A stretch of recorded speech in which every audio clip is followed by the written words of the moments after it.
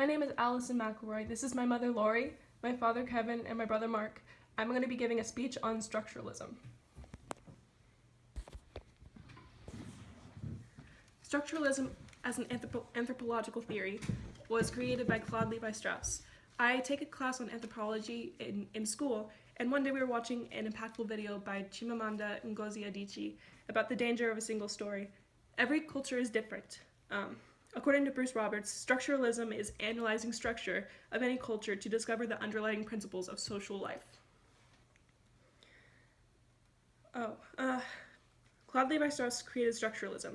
The parts are analyzed in terms of their relations to each other, and the parts of society are taken into smaller bits. He found patterns in kinship, mythology, art, religion, and food. Structuralism asserts that cultural reproduction is a universal structure on the human mind, and he used the properties of linguistics to explain why structures exist across entirely separate cultures, as well as why the structures exist in the first place. My three main points today are going to be that the parts of society are examined in opposites, that their applications can be examined through kinship, marriage, and myth, and that there are flaws in this theory. The first thing is like binary opposition, which is a linguistic theory.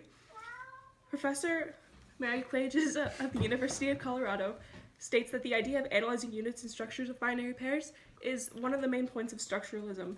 It states that human thought is based on opposites, good and bad, evil and dark and light, and also life and death.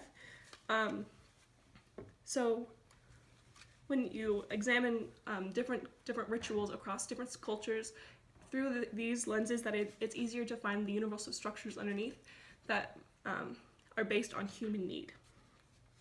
And it is only possible to analyze these in pairs.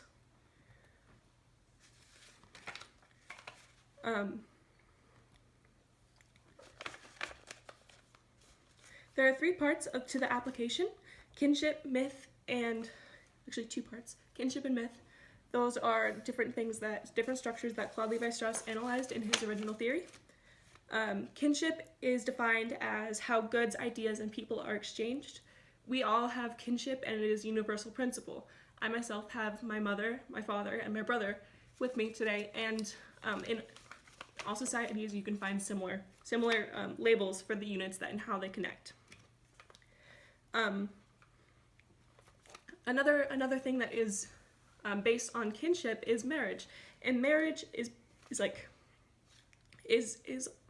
dictated by systems of exchange, such as like the dowry concept in European cultures, that you can give say a cow for a woman. The same concept is found in El Nara, Iran, in Elizabeth Fernay's anthropological ethnography, The Guest of the Sheik.